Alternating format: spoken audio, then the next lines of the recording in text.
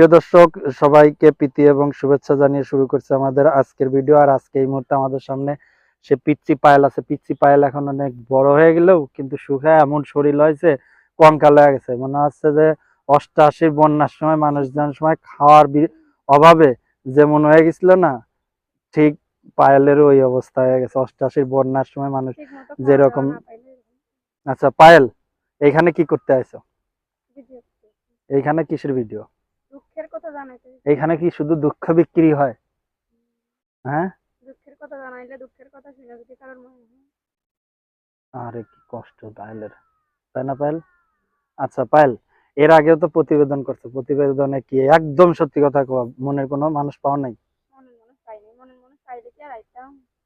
তো তোমাদের সব মেয়েদের এক কথা যে ভাই আমরা মনের মানুষ পাই না, মনের মানুষ পাই না। আর দর্শকরা আমাদের কি বলে জানেন, যে ভাই আপনারা এদের প্রতিবেদন করেন না। আরে ভাই কি বলা যে বকে, মানে মনে হয় যে বকার কোচিং সেন্টার যদি দিতাম ওরা প্রিন্সিপাল রাখতাম, এরকম ভাবা। ঠিক আছে, তো আমাদের যে এই বকাবাজি গুলো শোনাও, তোমরা ফোন গুলো বন্ধ করে দিতে, এর কারণটা কি?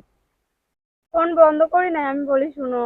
এই যে আপনি যে বললেন না এতদিন প্রতিবেদনের সামনে কেন আসি নাই, একটা লোকের সাথে কথা হয়েছিল জানো, তখন ভিডিও করছিলাম, তখন ও আমার কইলো যে পায়েল তোমার সাথে আমি বিদেশ থেকে ফোন দিছিল, সে মালয়েশিয়া থেকে।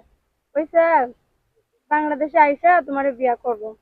তো সে আমার সাথে কথা বললো, কয়েক মাস কথা বলার পরে কয়েকদিন সংসারটা আমাদের তাড়াইলো। আম্মুরা বলতো তুমি 5 ওয়াক্ত নামাজ পড়বা আর বাসায় থাকতো, কাজ যাইতো না। তো আমার আম্মু কাজে যাইতো না, ও আমাদের সংসারটা চালাইতো। পরে যখন 2-3 মাস কথা হলো তার সাথে, তখন সে বললো পায়ে তুমি তোমার ইউটিউবের সিম বদ্ধ করে থুইয়া দাও, নাহলে অন্য অন্য লোকেরা ফোন দিয়ে তোমার ডিস্টার্ব করবে। তখন আমি আমার ইউটিউবের সিম বদ্ধ করে থুইয়া দিচ্ছি। সে বদ্ধ করে থুইয়া দেওয়ার পরে আমার মোবাইলটা চুরি হয়ে গেছে। এরপরে সে বাংলাদেশে আইসে আইসে ফোন দিয়ে বলে কি যে 2-5-6 দিন পরে পায়েল তোমার আমাদের বাড়িতে নিয়ে এসে তোমার বিয়ে করবো, কারণ এখন আমাদের বাড়িতে একটু সমস্যা আছে। আমার আম্মু বাড়িতে উনি আমার বিয়ের জন্য চাপ দিতেছে, তোমার কথাটা বলবো। পরে বললাম আচ্ছা ভালো কথা।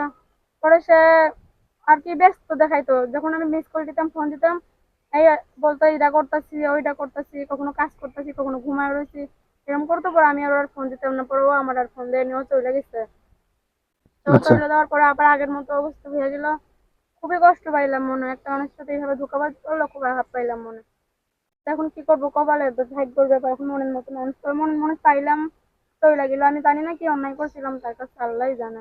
এখন কি করবো আর, তারপর প্রতিবেদনের সামনে এলাম। তো এখন প্রতিবেদনের সামনে যে আসলে, হ্যাঁ, প্রতিবেদনের সামনে আসলে কি এখানে মনের মানুষ পাওয়া যাবে? হ্যাঁ, অনেক মানুষ তো মনের মানুষ পাইছে। কে কে পাইছে? কত মানুষই তো পাইছে। অনেকেই পাইছে। অনেকে আচ্ছা, পাইছে। এর আগে যে প্রতিবেদন করলা, ঠিক আছে, প্রতিবেদনে কি মনের মানুষ পাওয়া নাই? ওখানে ভালো কোনো ছেলে পাইছিল না? বললাম না এই যে মনের মতো মানুষ পাইছিলামই তো, সে বলছিল বাংলাদেশে এসে বিয়ে করবো, বাংলাদেশে এসে সে আমার সাথে কথাই আর বললো না। বলছিল 5-6 দিন পরে আমাদের বাড়িতে নিয়ে যেয়ে বিয়ে করবো। পরে সে আচ্ছা, ব্যস্ততা দেখাই আর ফোনই দিল না। পরে কি জানি হয়েছে, ওর আম্মু বিয়ে দিয়ে দিছে নাকি। ওকে। তো এখন আমি একটা জিনিস জানতে চাচ্ছি, তোমার পরিবারে কে কে আছে? মা আছে আর একটা প্রতিবন্ধী ভাই আছে। কয় ভাই বোন তোমরা? 2 ভাই বোন। শুধু দুই ভাই? বোন না, নাই? 2 ভাই, আমি আর আমার ভাই, 2 ভাই আর বোন বোন নাই? নাই। বোন নাই? না। আচ্ছা।